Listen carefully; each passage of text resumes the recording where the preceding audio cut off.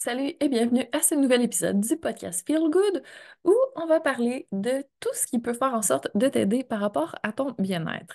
Et aujourd'hui, le sujet que j'ai envie d'aborder, c'est un sujet que j'ai vu passer plusieurs fois sur les réseaux sociaux aussi et dans lequel je suis vraiment beaucoup depuis les dernières semaines. Donc, allons-y.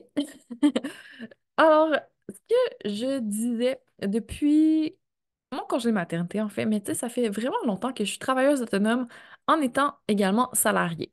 Ensuite, à un moment donné, je suis devenue 100% travailleuse autonome et après ça, quand je suis revenue au Québec en 2020, j'ai oscillé entre les deux. J'ai fait un petit peu de travail à mon compte, un petit peu de travail salarié, les deux en même temps. Et à mon congé de maternité, j'ai dit non, je ne veux plus retourner salarié, je veux travailler à mon compte. Et déjà l'année passée, j'ai changé un petit peu mon plan de match. J'avais besoin quand même d'un revenu rapidement. Donc, j'ai repris un emploi plutôt à temps partiel qui a augmenté un peu, mais pas assez. Donc, dans les dernières semaines, disons que j'ai eu un wake-up call de mon chéri avec qui on a eu plusieurs discussions un peu, tu sais, rentre dedans, là, ça m'a brassé. Ou il me disait, ben écoute, en ce moment, tu le dis toi-même, t'aimes plus ta vie, ça marche plus au niveau financier, entre autres, et tu sais, il n'y a pas d'accomplissement, il n'y a pas de perspective à long terme pour la retraite, j'ai pas grand-chose non plus, ça marche pas, tu peux pas continuer comme ça. Et j'étais d'accord, mais j'étais pas prête à passer à l'action. Donc, ça a pris quand même quelques discussions et je me suis fait à l'idée comme quoi, effectivement, il serait temps de m'ouvrir à différentes opportunités pour voir ce qui ressort. Et à vrai dire, à partir du moment où on s'ouvre aux opportunités, c'est quand même impressionnant la vitesse à laquelle elles peuvent se présenter. Alors que avant, c'était pas du tout dans notre champ, mais à partir du moment où on ouvre le champ des possibles, tadam! Donc, comme quoi, tu sais, qu'on y croit ou non, l'univers répond toujours oui à nos demandes. Il faut être clair dans nos demandes. Donc, ça a été un peu houleux tout ça. Je t'explique un petit peu ce qui s'est passé. Donc, au départ, quand on a eu cette discussion-là, j'étais vraiment dans la résistance. Tu sais, j'étais dans... continue dans ma voie, je suis peut-être bornée, mais j'aime pas le travail salarié. À chaque fois que j'y étais, je me sentais brimée dans ma liberté. J'avais l'impression de pas avoir d'impact. J'avais l'impression que je pourrais avoir plus de revenus si j'avais toutes les possibilités. Bref, être ma propre boss, c'était vraiment ce que je pensais qui était la voie. Et, tu sais, être notre propre boss, ça implique quand même d'avoir beaucoup de skills, tu sais, d'être très forte en vente, d'être capable d'avoir une vision, tu sais, de savoir où on s'en va, d'être clair dans notre communication, d'avoir vraiment des offres en béton, de connaître à qui on veut s'adresser, d'avoir un bon storytelling pour pouvoir parler, avoir un branding qui se démarque pour pouvoir créer notre place, aller faire de l'acquisition, de la conversion, de gens qui nous suivent en clients, finalement. Et bref, tu sais, ça prend beaucoup et ça prend beaucoup d'espace mental, ça prend beaucoup de temps quand même, tout ça, et ça prend beaucoup de formation également. Et là, ce qui m'arrive, c'est que je suis un peu déchirée, on va le dire, depuis que j'ai eu mon fils. Donc, tu sais, il y a eu ce moment où j'ai décidé de recommencer à travailler un peu dans mes choses, après ça, de retourner sur le marché du travail. Et à chaque fois, je me dis, ah, est-ce que je fais la bonne chose? Parce que il va être petit juste une fois, tu sais, je rate des moments avec lui, je le confie à quelqu'un d'autre à la garderie, alors que je pourrais m'en occuper à temps plein, tu sais, finalement. Est-ce que c'est correct de vouloir travailler et d'avoir un enfant en même temps? Est-ce que c'est la bonne chose pour lui? Est-ce que c'est la bonne chose pour moi? Parce que j'ai quand même envie de m'accomplir dans mon travail.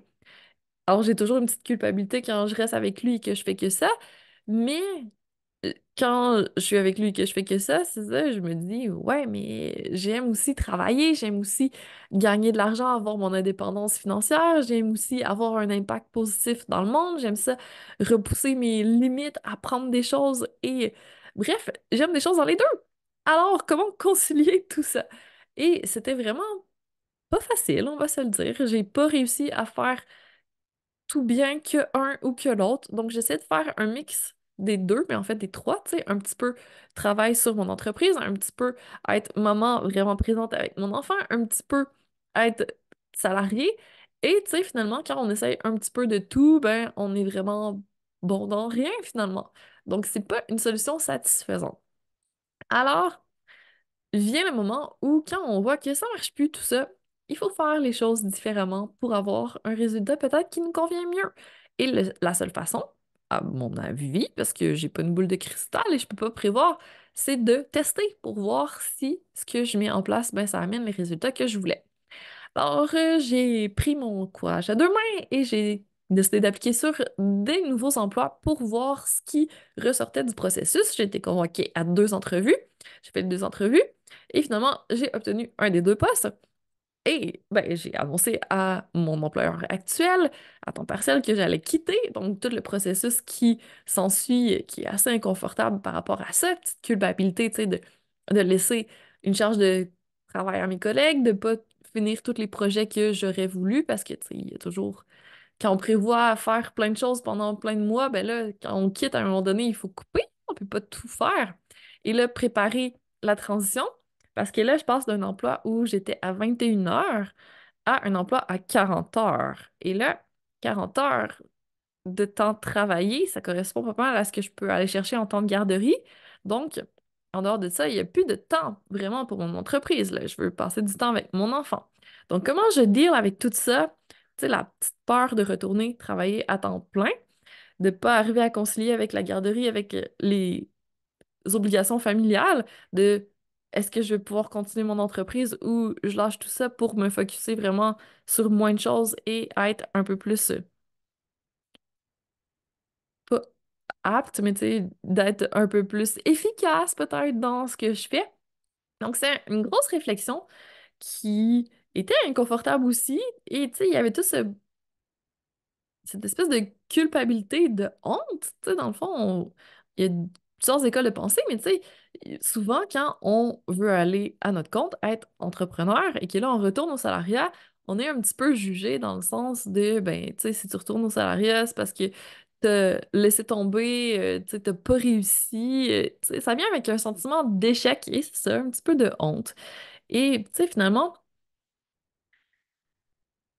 est-ce que ça vaut le coup, c'est ça, de risquer à un moment donné tes finances, quasiment ton couple, ta famille, pour pousser jusqu'au bout un projet et que, tu sais, finalement, on ne sait pas si ça va fonctionner ou pas. Donc, à quel point on est prêt à sacrifier peut-être des sphères de notre vie au profit d'autres, pour arriver à un rêve, un objectif. Tu sais, à un moment donné, je pense qu'il faut s'écouter un petit peu là-dedans aussi, tu sais, voir c'est quoi nos priorités, puis après ça, faire des choix, même s'ils sont difficiles, mais tu sais, tout est toujours transformation, tout est toujours en mouvement.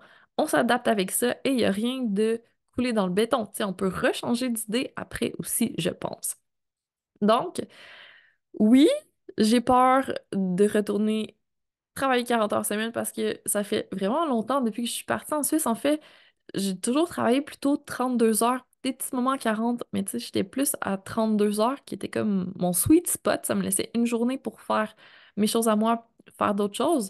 Puis je trouvais que c'était vraiment chouette, mais là, tu sais, c'est pas la possibilité en ce moment. Fait que déjà, il y a ce petit stress-là. Puis l'emploi que j'ai accepté, c'est un emploi où il y a des gens avec que je vais gérer, dans le fond, que je vais leader. Donc, leadership et tu sais, gestion d'une équipe. Donc, c'est un challenge aussi au niveau professionnel. Donc, je pense que c'est le bon choix, en fait, pour moi, d'aller dans le salariat en ce moment parce que, pour une fois, j'ai l'impression de tomber dans une équipe, dans une entreprise qui correspond à mes valeurs, qui va être vraiment challengeante, qui va être vraiment enrichissante. Je vais faire des choses que j'ai jamais faites, en plus de choses que je connais déjà, donc j'ai quand même une part de connu et une part de challenge. Alors c'est cool, tu sais, j'ai progressé quand même dans ma réflexion quand j'ai décidé d'accepter ça, c'est parce que, tu sais, je sentais que ça allait être bien pour moi. Et, tu sais, finalement, est-ce que c'est une mauvaise décision quand on sent que ça va être chouette, qu'on a envie de le faire, puis qu'on pense que ça peut être bien pour notre bien-être et pour différentes sphères de notre vie? Donc, je pense pas que ce soit une erreur de retourner dans le salariat. C'est sûr que ça implique de mettre des choses en place pour faciliter le tout parce que tu sais, je vais pas mentir, hein, j'ai été un peu stressée quand j'ai appris tout ça. Puis j'ai commencé à faire un processus pour justement essayer de sortir de tout ça le plus rapidement possible parce que c'est pas très feel good d'être un petit peu dans le stress, dans l'indécision, dans l'appréhension. Donc, ce que j'ai fait, c'est que Je me suis assise, puis je me suis demandé qu'est-ce qui me faisait réellement peur. Puis tu sais, ce qui a beaucoup sorti, c'était justement cette peur du jugement un peu des autres. Tu sais, finalement, c'est extérieur à moi, puis les gens vont juger quoi que je fasse de toute façon. Donc, hein, on va éliminer ça.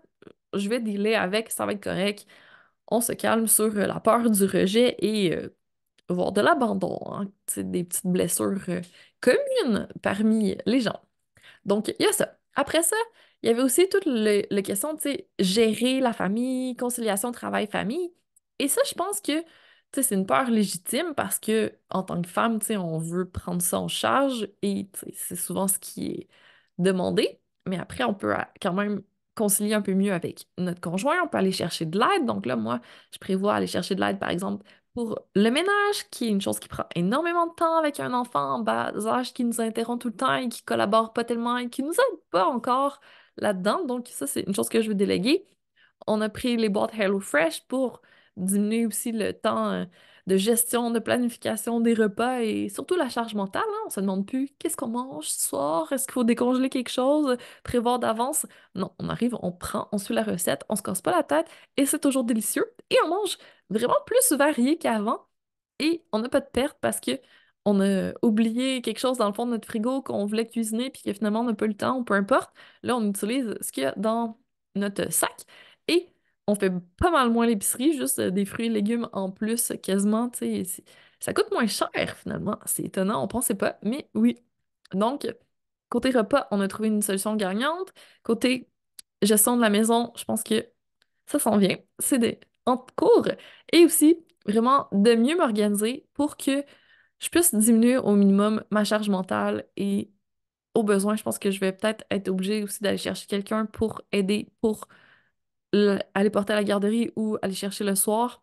Tu sais, gérer un petit peu au niveau que ce soit plus doux et moins de stress pour gérer mon fils et que lui se sente bien aussi là-dedans, que je ne sois pas toujours en train de le stresser et de le pousser pour qu'il aille plus vite.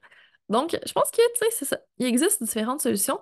Il faut juste s'ouvrir encore une fois à ça et aller chercher l'aide pour les choses qu'on a envie de déléguer pour pouvoir se concentrer ensuite sur ce qui est important. Donc, je veux focuser sur mon travail, je veux focuser sur avoir du temps de qualité avec mon fils, même si j'ai peur qu'il y en ait moins, tu sais, finalement, si je passe moins de temps le soir à essayer de faire toutes les choses de mon entreprise que j'ai pas le temps le jour parce que 3 jours, je travaille à l'extérieur et même un peu plus, puis que, tu sais, finalement, ça me prend beaucoup de place dans ma tête, que je suis pas tant présente quand je suis avec lui. Tu sais, si on diminue ça aussi, ça va faire que je suis beaucoup plus intentionnelle, que je suis beaucoup plus présente dans peut-être des loisirs, dans hum, ma relation avec mon fils, dans mon couple aussi. Donc, je pense que ça peut être que des bénéfices de ce côté-là. Ça va aider pour la sphère financière, on va pas se le cacher. Et, tu sais, finalement, il y a pas mal plus de bénéfices. Donc, la peur que j'ai de manquer de temps ou de me faire juger ou quoi que ce soit, c'est pas grand-chose en comparaison de tous les bénéfices que ça m'apporte. Donc, je pense vraiment que ça vaut le coup de relâcher les choses qui m'appartiennent peut-être plus, de travailler sur les peurs profondes, tu sais, les rejets, abandon, et d'aller utiliser toutes les petites techniques d'organisation et de gestion du stress et de self-care et de bien-être et prendre soin de ma santé, continuer à bouger, à bien manger, à essayer de dormir un maximum, bien m'hydrater pour pouvoir passer au travers de petites périodes comme ça qui sont un peu plus houleuse et que, tu sais, on en connaît tous des périodes comme ça. Il y en a qui revient régulièrement. Donc, plus on est outillé pour passer au travers avec douceur et fluidité, plus ça devient facile de dealer avec ça et on peut quand même continuer à avancer. Donc, c'est un petit peu ma réflexion. Je suis encore en légère réflexion par rapport à qu'est-ce que je fais avec mon activité en ligne avec ce que je voulais bâtir pour mon entreprise. Et là-dessus aussi, il y a beaucoup de réalignement qui est en cours parce que, dans le fond, je trouve que ça résonne beaucoup moins avec moi, le fait de faire soit un abonnement ou des cours en ligne. Je trouve qu'il y en a énormément en ce moment. Et même moi, j'ai un peu une écœurantite, tu sais. J'en ai acheté plein que j'ai jamais fait au final et que j'ai commencé, que j'ai pas accroché et que, tu sais, on est submergé, on va se le dire. Donc, ce qui m'appelle en ce moment, c'est vraiment de faire des choses plus en présentiel. Parce que là, quand on va à un cours de Pilates, un atelier en live, ou quand on va à un week-end immersif ou une retraite, on n'a pas le choix d'être présent, d'être là. On absorbe pas mal plus, on retire pas mal plus et on repart avec une transformation qui est au final beaucoup plus profonde, beaucoup plus intéressante peut-être que si on passe 3, 6 mois on and off, tu sais, dans quelque chose qu'on n'est pas tellement investi en ligne. Alors, tu sais, c'est sûr que si on veut aller en ligne, c'est aussi pour servir plus de gens, pour pouvoir garder contact avec des gens en Europe, au Québec, un peu partout dans la francophonie, dans le monde. Et c'est moins possible quand on fait des choses en présentiel. Mais, tu sais, je vais quand même garder une portion en ligne. Tu sais, ce que j'ai créé, je laisse. Je vais créer peut-être quelques événements un peu plus intentionnels pour pouvoir avoir ce côté présentiel, pouvoir continuer à faire du pilates aussi parce que j'adore ça pour continuer encore à parler de bien-être. Donc, le podcast aussi, j'adore ça. Et être peut-être un peu plus organisé pour que ce soit un peu plus fluide par rapport à Instagram, par rapport à mes médias sociaux. Je vais rester vraiment focus. Je suis pas beaucoup en publication sur Facebook, mais j'ai mon groupe Facebook Pilates Vie ici avec Andréane, si jamais ça t'intéresse. Et j'ai ma newsletter aussi, qui est un petit peu en pause en ce moment, justement parce que j'attendais de voir ce qui ressortait de tout ça pour repartir sur des bases solides. Et dans ma newsletter, c'est vraiment, tu sais, le melting pot de tout ce qui est en cours. Dans le fond, je mets les liens vers mes publications récentes, ce qui s'en vient au niveau de ces masterclass, des filles, des trucs comme ça, ce qui est sorti en article de blog, en épisode de podcast, mes réflexions du moment, mes astuces qui m'appellent en ce moment. Donc, je partage vraiment un petit melting pot de choses pour faire en sorte que ce soit une dose hebdomadaire de bien-être dans ta semaine, tout ça. Tu retires ce que tu veux, tu testes, tu gardes ce qui te parle, tu laisses tomber le reste. Comme je dis toujours, tu sais, dans le fond, c'est de l'expérimentation et je fais juste nourrir tes expérimentations et ton coffre à d'outils feel good. Donc, c'est ça mon but et j'espère que je le remplis jusqu'ici. Donc, n'hésite pas à me faire un petit feedback pour me dire qu'est-ce qui te parle un peu plus dans ce que je fais, qu'est-ce que tu aimes, qu'est-ce que tu voudrais voir pour le futur, pour que je puisse vraiment focuser mes efforts, réduire un petit peu ce que je fais pour le faire mieux, être vraiment là à 100% dans ce que je fais, pas éparpillé et pouvoir impacter un maximum de personnes comme ça, de façon un petit peu plus laser focus peut-être, mais c'est ça, transformation en profondeur et réellement beaucoup de bien-être. Alors, ce que je veux que tu retiennes de tout ça, c'est que toi aussi, si tu es en hésitation en ce moment, prends le temps de te poser, prends le temps peut-être de fermer les yeux, de te connecter à ton corps, de regarder les réactions de ton corps. Tu sais, si tu te dis, bon, ben, je vais aller dans le salariat ou je vais faire telle chose. Tu sais, comment ça réagit dans ton corps? Et si tu connais pas le Human Design, si tu connais pas un petit peu ton astrologie, si tu connais pas un peu tes réactions, comment tu prends des décisions, comment ça se présente pour toi, va voir, éduque-toi un peu là-dessus. Je pense que ça peut t'apporter des pistes pour peut-être te guider. Mais sinon, fais confiance à ton ressenti. Si il y a des peurs qui sortent, regarde-les en face, discute avec elles. Qu'est-ce qui se cache derrière ces peurs-là? Tu peux te poser la question pourquoi plusieurs fois pour aller creuser un petit peu justement puis voir, tu sais, est-ce que c'est une peur qui vient des autres? Est-ce que c'est une peur qui est justifiée ou tu sais, c'est vraiment quelque chose que tu peux surmonter facilement, que tu as fait par le passé, de juste à rassurer un peu ton mental, puis ça va s'écrouler, tu n'auras plus cette peur-là. Puis après ça, tu as le droit de plus aimer ta vie en ce moment, tu as le droit de faire des changements. Qu'est-ce qui t'empêche en ce moment de changer? Si jamais c'est ton cas. Donc, de quoi tu as peur finalement? Qu'est-ce qui te convient plus et qu'est-ce que tu es en train d'éviter en ce moment? Question importante, je répète. Qu'est-ce que tu es en train d'éviter en ce moment? Souvent, justement, la décision que tu évites, donc moi, dans mon cas, j'évitais de regarder mes finances, j'évitais de poser des actions pour améliorer tout ça, ben, c'est la chose que tu as le plus besoin de faire. Donc, à partir du moment où tu eat the frog, tu manges la grenouille, tu fais ce qui te fait peur, tu prends le taureau par les cornes, je choisis la métaphore qui te parle, mais c'est ça.